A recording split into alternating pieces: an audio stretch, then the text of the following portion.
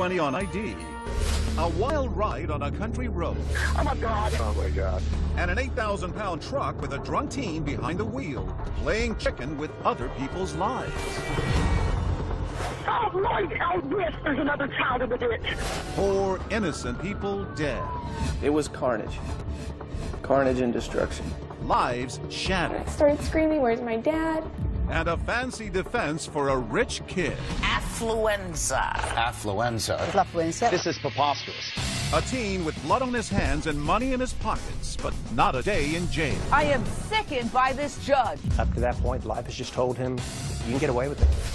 But who's to blame? His parents in the hot seat. When's the last time you recall disciplining Ethan? He seemed pretty responsible. Then why is he on the run? The search is underway for a wealthy teenager. The most wanted teenager in the country right now. And he's not alone. And we believe that she's helping him and that she's assisting him. His accomplice, his own mother, caught on surveillance footage. They even had something that was almost akin to a going away party before they left town. Details of the dragnet. So they ate right there in the back. And the question on everyone's mind. Did his parents shower him with everything except the word no? A case of affluenza. Welcome to 2020 on ID. I'm John Quinones. It was a story that grabbed headlines. A fugitive on the run. His passport and family bank accounts tracked by authorities. Hundreds of leads pouring in. But this was no career criminal. It was an 18-year-old crossing the border with his own mother. But the capture of Ethan Couch was only one bizarre chapter in a story that began 2 years earlier and thousands of miles away. It started in a place that prides itself on its beauty. But in this town, what was going on behind the closed gates of one home has been called some pretty ugly names. And as Matt Gutman first reported in 2015, it may have led to some tragic results. Take I-35, 20 miles south of Fort Worth, and you arrive in Burleson, Texas, a land of big houses and big trucks. What kind of people live here? Probably just a good, average, middle class, hardworking folks. Get up every morning, go to work. It was the night before Father's Day, and Eric Boyles was spending it with his wife Holly and daughter Shelby. Shelby and Holly called out and said, "Eric, come here." When I walked through the door, they were standing at the window to the front. Eric's wife and daughter were looking out onto a scary sight. A young woman driving a white SUV had spun out just in front of their house and was now standing by her disabled car. So the girls headed out the front door. The driver of the SUV called for help while Shelby and Holly waited with her. That same night, down the road from the Boyles house, Lucas McConnell's family was hosting a party organized by their youth pastor, Brian Jennings. He was one of the closest people that I had who wasn't family. I was around him all the time. Around 11 p.m., with the party winding down, Brian needed to return some tables and chairs to his church. Lucas and a friend jump into the back of Brian's white truck and they head down the road that would take them right past the Boyles house. I remember we saw a car on the right-hand side of the road, and he decides to pull over. It was that disabled car, along with Holly and Shelby Boyles, standing on the road with the driver. We're trying to get out of the car, and he tells us, he's like, "No, y'all sit tight. I'll be back in just a minute." With Brian Jennings on the scene, there are now 4 people by the side of the road. Meanwhile, a third location just a few houses down, there's another party in progress. But this one's not so innocent. 16-year-old Ethan Couch is there with 7 friends. They're drinking, they're having a good time, and then the young woman needs to go to the convenience store. 8 teenagers load into Ethan's souped-up fire engine red pickup. 6 in the cab, 2 in the flatbed, and head on out the road. Ethan guns it, hitting nearly 70 miles an hour in seconds. His truck barreling towards those bystanders near the Boyles family mailbox. Chance is bringing together a crowd of people whose lives are about to violently collide. The red pickup truck, packed with 8 teenagers, 2 in the flatbed, loses control and swerves into a ditch, sideswiping that disabled white SUV, then mowing down those 4 bystanders, crashing into Brian Jennings' white truck before flipping over into a tree. Eric Boyles is inside when his world changes forever. I felt, you know, we don't live in California, but you'd almost think you just had an earthquake. I mean, the house shook. These photos show what remains of the Ford F-350 that Ethan turned into a weapon of mass destruction, and Brian Jennings' accordion white Chevy tossed across the road. The bodies had been scattered hundreds of feet. At the moment of impact, Lucas McConnell was seated in the back of Brian Jennings' parked white truck. Do you remember the sound of metal crunching, of glass breaking? Glass breaking, tires screeching. The car that we were in got hit, and we got shot across the road. We nailed a tree. The back window was completely shattered. A lot of that glass was in the back of our heads.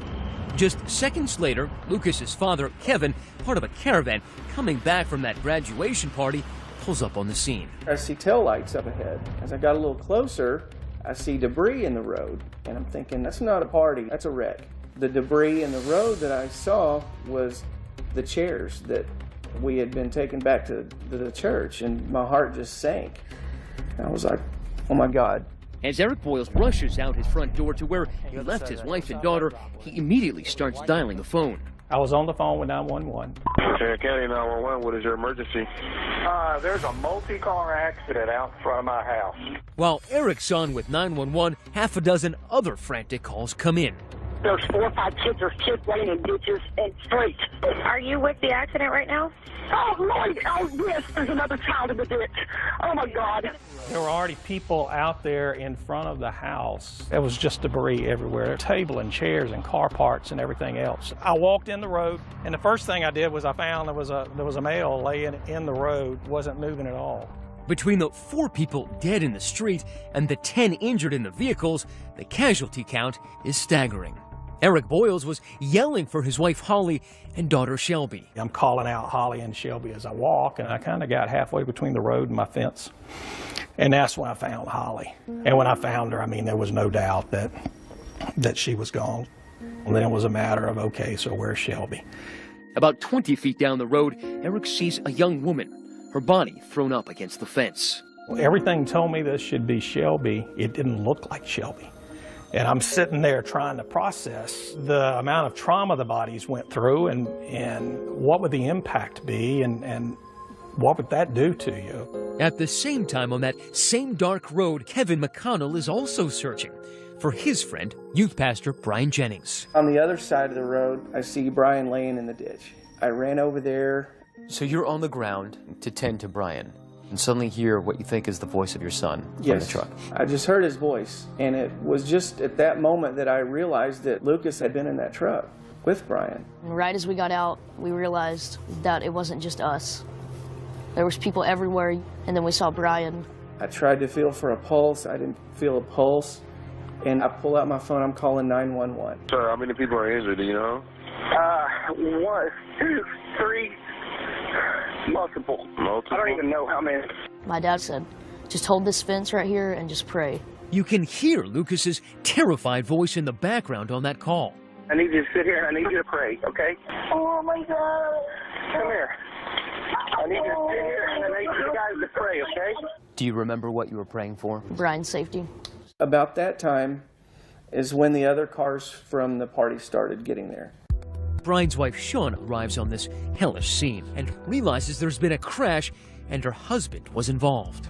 I really thought, okay, he got hit, but he's going to be okay. And I'm thinking, God wouldn't do that to me. But her faith is tested by what she finds farther down the road. I saw him, and I knew that it wasn't good because I could see that Kevin was doing CPR. And by now, Shauna's 3 children are also on the scene. I was just crying out to God. I was like, please save my dad. I need him. You can't take him yet. I'm not ready.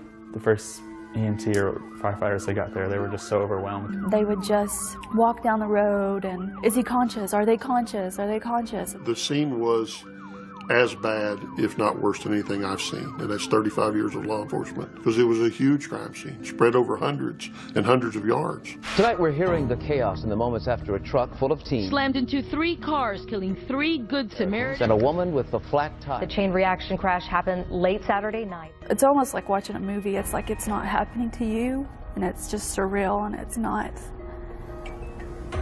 real life, but it was.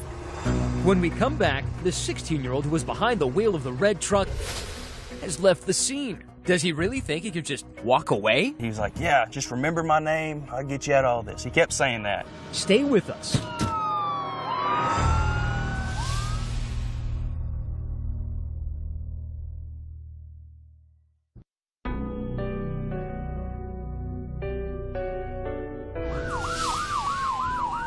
The carnage out on Burleson-Retta Road looked like a plane crash. 4 people killed instantly, over 100 onlookers, first responders, and victims' families, like Eric Boyle's, jamming the street. I've never been in the military. I've never experienced war, but I can appreciate what they go through. Local news crews capture this footage, authorities scanning through the wreckage. They needed to find the person responsible for the crash. As it turns out, police wouldn't be the first to do that. What condition was he in? He was unconscious. Corbin Clark and his mother Shauna, 2 neighbors heading to the scene, find a passed-out teenager in a ditch, a quarter mile down the road. And I kept saying, hey, what's your name, what's your name? He'd say, what's your name? And he said, hey, man, I'm Ethan, I can get you out of all this. I was like, I guess he thought I was involved. But he was like, yeah, just remember my name, I'll get you out of all this. He kept saying that. His name, Ethan Couch, is now one everybody in Burleson remembers. Somehow, he not only survived the crash, but managed to free himself from the mangled truck, and rather than help anyone, he walked away. The police came, and they said, we need to get you into an ambulance. Was he struggling with the officers? He kept trying to shake them off, saying, I don't need all this. Once Ethan Couch was found, the story came together pretty quickly. That shocking story would turn sadness into outrage. Get this, Ethan's a 16-year-old living the life of an adult by himself just 7 doors down from Eric Boyle's. Ethan was supposed to be cleaning up the place so it could be sold. Where were his parents? Well, Fred and Tanya Couch had already moved on up to this sprawling place in Fort Worth. A 7,000 square foot compound. Take a look at that glittering metal roof. You're looking at the Couch moneymaker. Fred's got a multi-million-dollar sheet metal business, and this estate is complete with guard towers, guest house, and a steel gate surrounding it. But the story of the crash begins to be told by Ethan's blood alcohol content. It comes back 3 times the legal limit for an adult, and that's 3 hours after the crash. Now understand, this is 3 hours of time he had for his body to clear alcohol out of his system. Speculation, what his blood alcohol was at the time of the accident is through the roof. As Ethan awakes in a hospital bed, the sun also rises over Burleson-Retta Road. It is Father's Day. The next day, I found these packages where my Father's Day cards had been filled out. And my Father's Day gifts were there. But they were gone. There was no preparation, no time to say goodbyes or anything else. Tarrant County has suffered a terrible loss, but in the following days, support from the community would be overwhelming. I'm gonna live to make my daddy proud. The memorial for local youth pastor Brian Jennings draws so many mourners it has to be streamed online. Meanwhile, investigators continue to piece together the events of that fateful night, sifting through wreckage that spans nearly a city block. The day after the incident, just 7 doors down, officers pay a visit to Ethan's house in Burleson. No one is home, but a trash bin brimming with cans and bottles right outside paints a vivid picture of the previous night's activities. So not only was he drunk, but there were traces of THC, Valium, and some other drugs. Right, which, according to our toxicologists, were bad enough on their own, but you combine those with alcohol. Just a recipe for disaster. Richard Alpert is an assistant district attorney who came onto the case just a day after the crash. The first thing we started doing is bringing those witnesses in and talking to them. Will you please state your name? Garrett Ballard. Star Teague. Garrett Ballard, Ethan's best friend since grade school, and Star Teague, a former and brief love interest, were 2 of the teens in Ethan's red truck that night. Just remember. These are never-before-seen deposition tapes from a civil lawsuit resulting from the crash. Star says Ethan, Garrett, and another boy started drinking around 6 p.m. the night of the crash. All 3 of them did a shot of vanilla I don't know what it was. So they start drinking, taking some shots, and then they decide to go pick up some friends. On the way back, they decide, well, we want to get some beer. So there's already alcohol at the house, and Ethan clearly has money, but they decide it'd be more fun to steal the beer. At the Walmart, I went in, grabbed the beer. This is surveillance video from that Walmart. Sure enough, there's Garrett Ballard and 4 other teenage boys. Then we walked out the fire exit. Ethan stayed with the vehicle, and when the other 5 stole the case of beer, they actually ran out the exit door. The teens head back to Ethan's empty house, and the drinking continues. Not just beer, but shots of the 190 proof grain alcohol called Everclear. And then the young woman needs to go to the convenience store. But even the other ones who've been drinking knew Ethan had too much to drink, and they tried to talk him out of it. And he would have none of it. It just made him angry. With that, all 8 teenagers pile into the truck. With Ethan Couch behind the wheel, right away, things start breaking bad. Pulls out of there, and immediately is going so fast that there's the star, it's telling him to slow down. And so his response is, well, I'll just drive into oncoming traffic. So he starts playing chicken with a car in front of him. I was yelling at him, get over, you need to get over. And when he swerved, the back tires jerked. Just remember seeing something in the road, and then loud bang, and I remember being in the air. The vehicle was going about 68 miles per hour. Had Ethan ever pumped the brakes? No brakes. Never touched the brakes? No evidence of braking was there. You know, your brain, when you're that intoxicated, doesn't work the way it should. And at that point, I thought Ethan was dead. So I freaked out, and I got out of the truck. I climbed out the back, and I guess I had tunnel vision.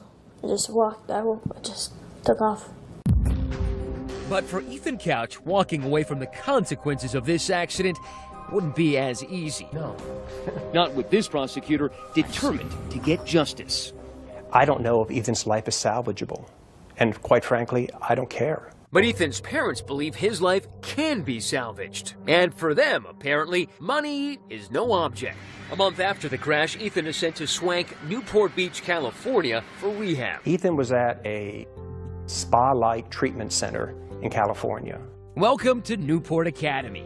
Its promotional video shows sunset around the fire pit. Equine therapy and yoga are parts of the program. Rehab that cost Ethan's dad nearly $100,000. We're talking about him living in luxury even while he's being treated. Ethan's parents, meanwhile, were trying to figure out how to keep their kid out of prison. They quickly assembled the best criminal defense team money could buy, and what a memorable defense it turned out to be. When did you first see Ethan Couch? It was about 2 hours after he got home from the hospital. This is Dr. Dick Miller in another deposition video. Now, he's a prominent psychologist hired as part of that powerhouse legal team. Well, I think Ethan Couch is suffering from adjustment reaction to adolescence, I would say. What Dr. Miller was learning in his meetings with Ethan would come to shape this story. That throughout his young life, Ethan's parents showered him with everything except responsible parenting. Ethan learned you should be able to do what you want to do when you want to do it. I think that was the message generally. Before too long, we realized that we weren't dealing with a typical juvenile. Or typical parents. The Couches definitely had plenty of coin, and for Ethan, that meant every day was Christmas. Nintendos and jet skis as a kid, later, a tricked-out truck, even his own credit card. Instead of the golden rule, he was taught that we have the gold, we make the rules at the Couch household. I said that. And for Ethan, there weren't many rules, even when it came to driving, which his parents let him do at just 13. By 15, he was starring in his own version of Home Alone at that 4,000-square-foot ranch house he frequently stayed at just down the street from the Boyles family. These pictures from the website Zillow show a wet bar in the den and a swimming pool out back. And if his parents weren't around, it sure seems that alcohol often was. From the friends we talked to, the one thing they admitted very early on was that Ethan was no stranger to alcohol. I think one night we went through a 30-pack just between us. Roughly 15 beers apiece. Probably about that. Ethan's buddy Garrett even admits to seeing him drive drunk on at least 3 different occasions. There was history there. There absolutely was history. There was history and warning after warning that this was going to happen. For prosecutor Alpert, enough was enough. It was time for young Ethan to get a dose of reality. Up to that point, life has just told him, you can get away with it. We were going to make sure he didn't get away with this. And he charged Ethan with everything he could, including 4 counts of intoxication manslaughter. Alpert wanted the poor little rich kid to do some big boy time. We were hoping for and asked for 20 years. When Ethan Couch loafed into court, the selfie swagger from Facebook had been replaced by this. Brian Jennings' daughter Abby couldn't believe it. They made him look really innocent for the trial, and that's not who he was. But it turned out there would be no trial. Ethan Couch admitted guilt, and the proceedings moved directly to a sentencing hearing. Really didn't look at anybody. He just kind of sat there, basically stared off into space. And now we come to the key moment in this case. While recommending treatment over incarceration, Dr. Miller drops a curious term. Affluenza. Which goes off like a bomb. Affluenza. He got up there and he talked about the fact that the reason for this crime was he was a child of privilege and his parents didn't say no to him. When you heard it, what did you think? I smiled. I mean, it was ridiculous. I looked at my mom. I just kind of gave her a look. It seemed like a made-up word. We all agreed he had terrible parents, but at some point, offering up that because he was raised as a rich kid, he didn't know the difference in right and wrong as a result of affluenza, just kind of blew our mind. And they were in for an even bigger shock when Judge Jean Boyd announced her ruling. Ethan Couch was sentenced to 10 years probation and time in a rehab facility. 4 dead, 9 injured, and not a single day behind bars. WFAA reporter Jim Douglas covered the case. What was the reaction? Volcanic, mainly aimed at Judge Jean Boyd, longtime juvenile court judge here. She really never even got through with her sentencing. The place kind of lit up, and the bailiffs escorted her out pretty quick. I felt like the judge spit in my face. The media crushed to get a shot of the boy who cried affluenza. To me, it's not right. He'll be feeling the hand of God. Money always seems to keep Ethan out of trouble.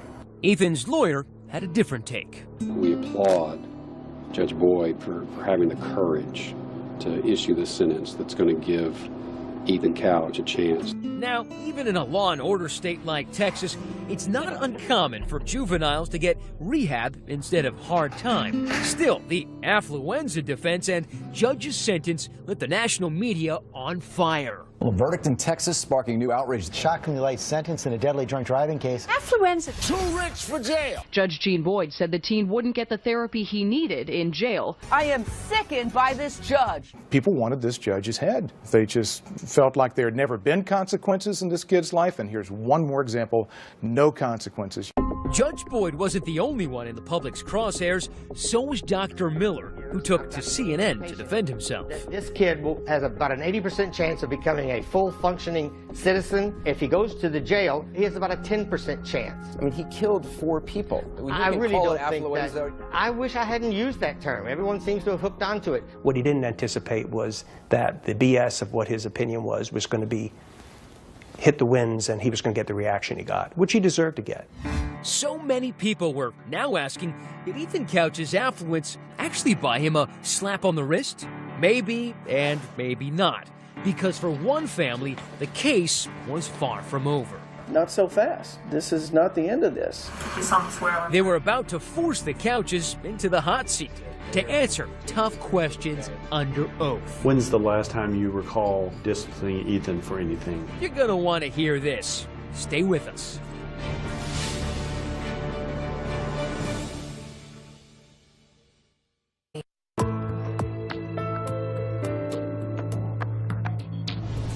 Six months after a drunk driving crash killed 4 people and injured 9, 16-year-old Ethan Couch has been sentenced to rehab and 10 years probation. His defense?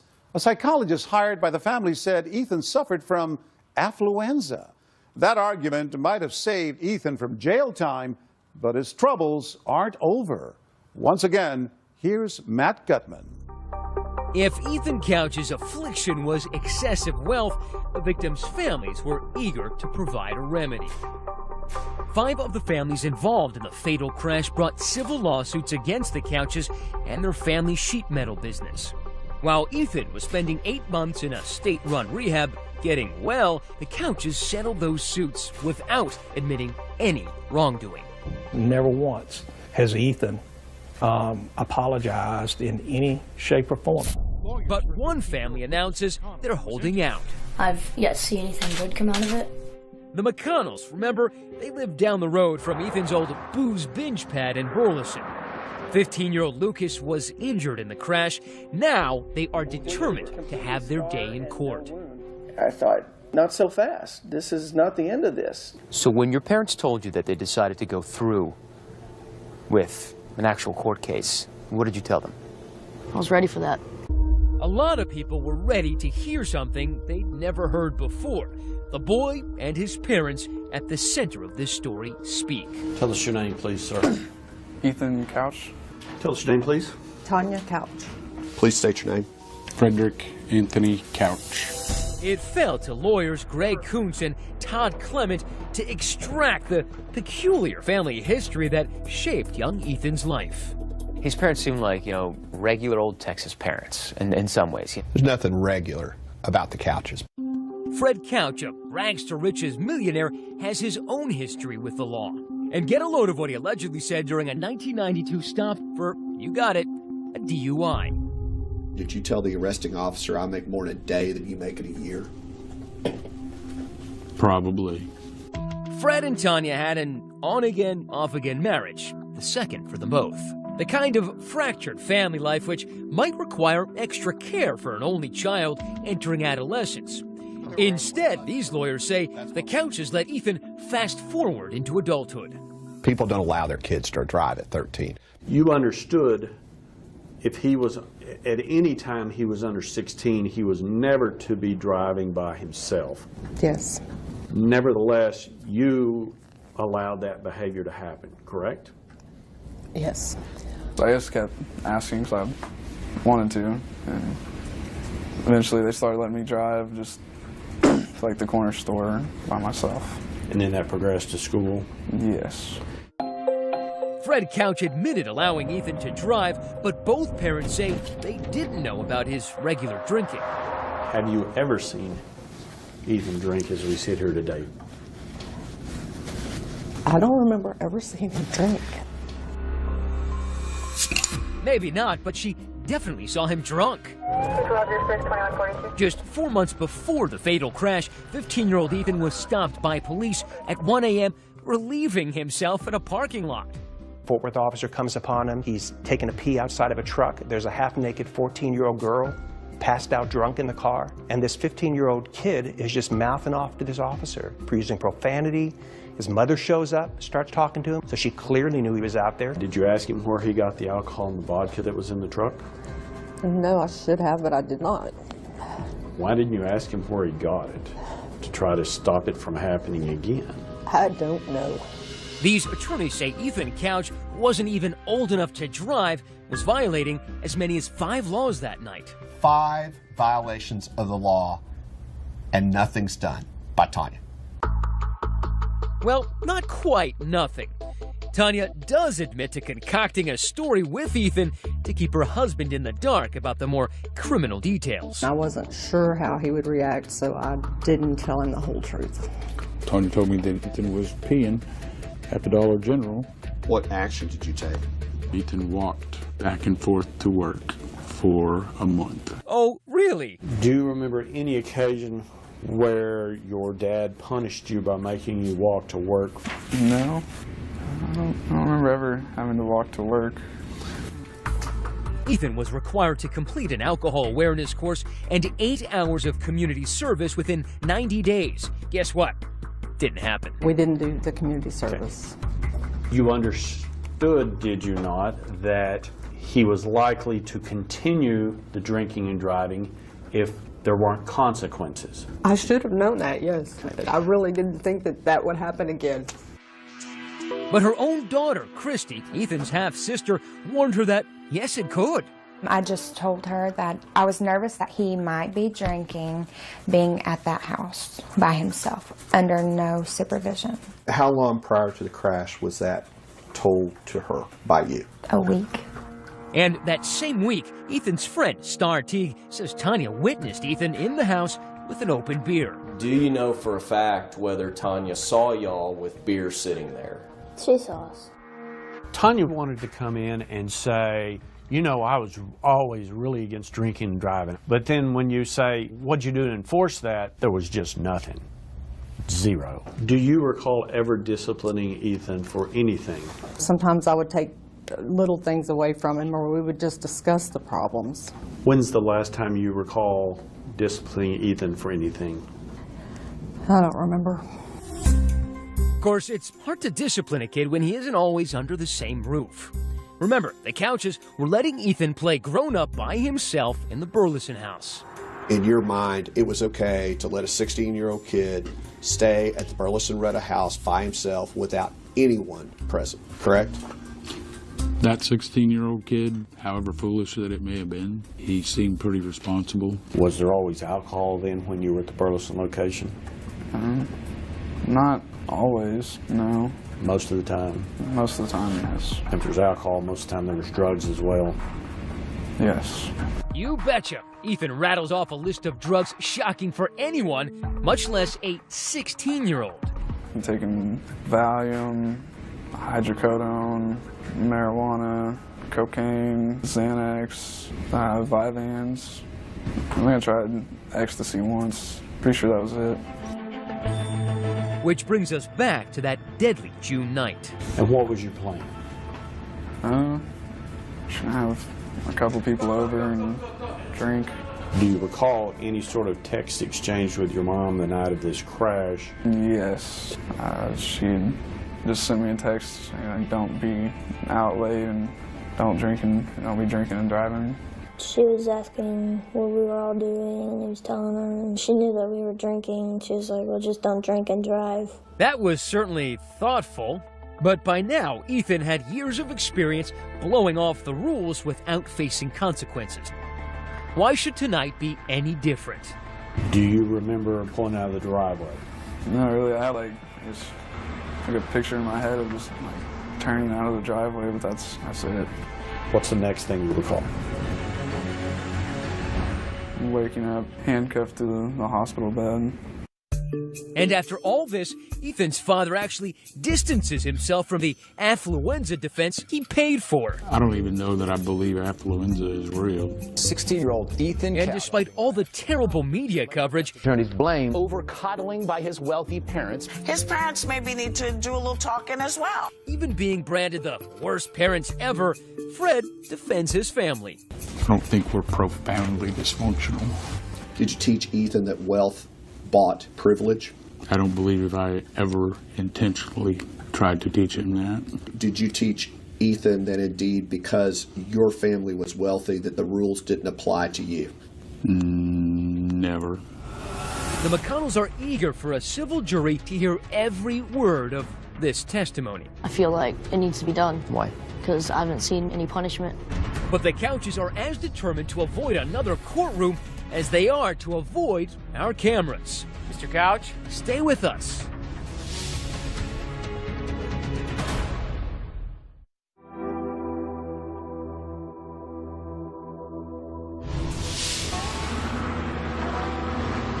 Two and a half years after a truck driven by Ethan Couch plowed into 4 people on this road, the search for justice is still an exercise in frustration for everyone involved. What would justice have looked like to you? Justice would have been the system doing something to Ethan that life hadn't done to him at that point, which is hold him accountable. As the one remaining civil case, the one brought by the McConnell family, worked its way through the courts, the judge from the criminal case decided to call it quits. Jean Boyd, the judge who handed down that controversial sentence, retired in 2014, foregoing a run for re-election. She declined our request for comment. Her career in the public mind will always be defined by this case. Thousands of cases, but Affluenza is the one people will remember. Yes. we went to Texas to track Ethan down ourselves. But it was no easy task. We checked out the fancy Fort Worth house, but no answer there. Anybody home? So we went to the family business where he'd been working. We've been staking out Ethan and Fred's business, which is right across the way, for about a week now. But they're not like regular people. They don't come to work at regular hours. They don't keep regular hours, so it's been really hard finding them. When that steel gate slid open and Ethan finally emerged, he clearly wasn't looking to talk. You don't answer a couple questions? But if you take a closer look, that's him right there. The good news, he's not driving. At the time, abiding by at least that part of his probation. And just as the trial in the McConnell case is about to begin, another stroke of good fortune for Ethan. Lucas and his parents have had a change of heart, settling instead of moving forward with the trial. The last time that we met, you were very serious about taking this all the way. What happened? I think we've succeeded, at least a little bit. I never saw the child drink. I don't think we're profoundly dysfunctional. By showing the world those deposition videos, the McConnells believe they're showing the Couches for who they really are. By you guys coming here and focusing attention on this, this has made it where we've achieved our goals of, letting the world hear about this story. But as it turns out, the story was far from over. Ethan found himself in a whole new world of trouble when this undated video, appearing to show him partying near a beer pong table, surfaced on Twitter. I found it on Twitter and saved it and reposted it. 21-year-old Hannah Hardy wasn't at the party, but an acquaintance of hers was, and claims the gleeful blonde is indeed Ethan Couch. It just was making me mad that they weren't taking any of this seriously, and after seeing the interviews with the victims' families and stuff, it really gets to me. I think that was the trigger that sent him running once that video surfaced. 8 days after that video goes viral, Ethan misses a regular check-in with his probation officer, and he and his mother Tanya, now no longer married to Fred, skip town. We've had a very cooperative effort of all law enforcement in looking for Ethan Couch and now also his mother Tanya Couch. A warrant is issued for Ethan's arrest, and the sheriff turns to the public for help, releasing pictures of Tanya Couch's black truck. We encourage the public to continue to watch for them, to look for this vehicle. If anyone sees anything, call your local law enforcement. With the U.S. Marshals and the FBI now joining the international search, the pressure on mother and son Couch begins to mount. We're not going to quit looking for him, and the longer he's gone, the worse it's going to be. The search is on for and the whole country seems to be asking, where in the world are Ethan and Tanya Couch? The hunt for Ethan Couch and his mother. Oh, absolutely not. Where are they going to live? Like Ethan Couch can make a living in Mexico? Stay with us.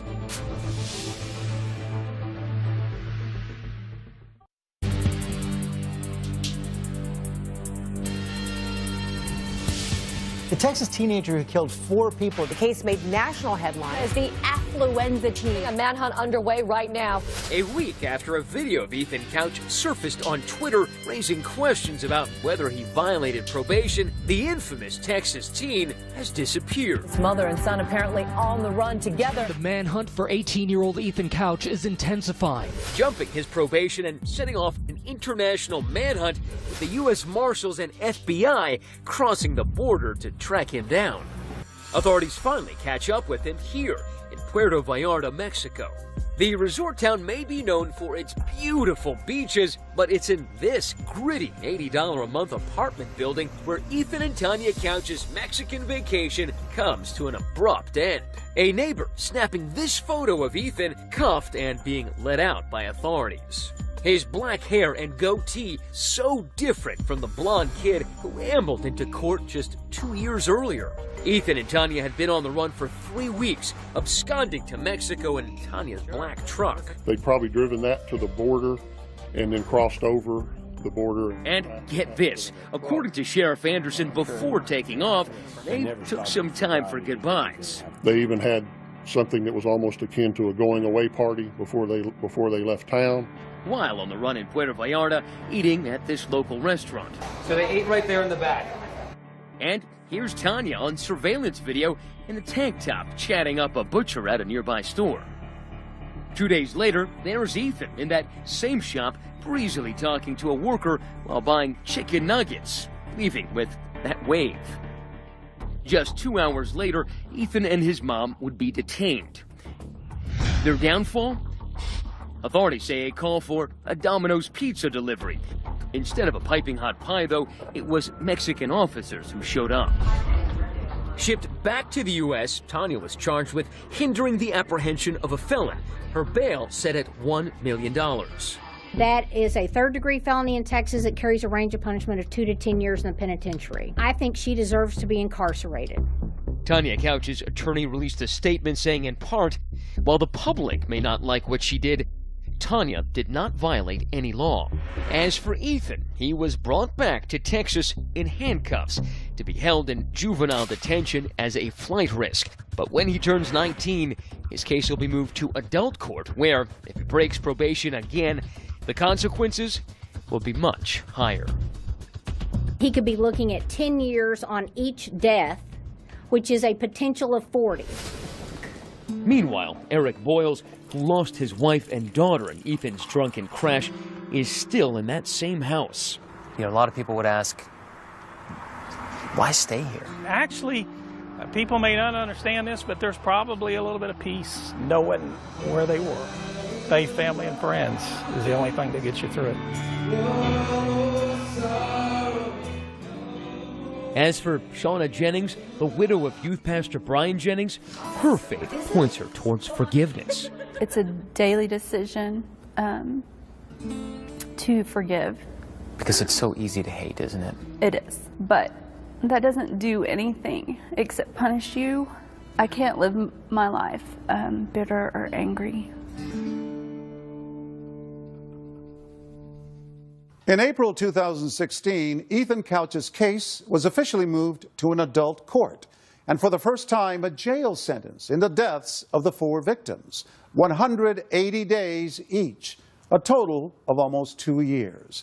As for Ethan's mother, Tanya, her bail was later lowered to $75,000, and she was formally indicted for her role in helping Ethan elude authorities. She has pled not guilty and is awaiting trial. I'm John Quinones. Please join us next time for another edition of 2020 on ID.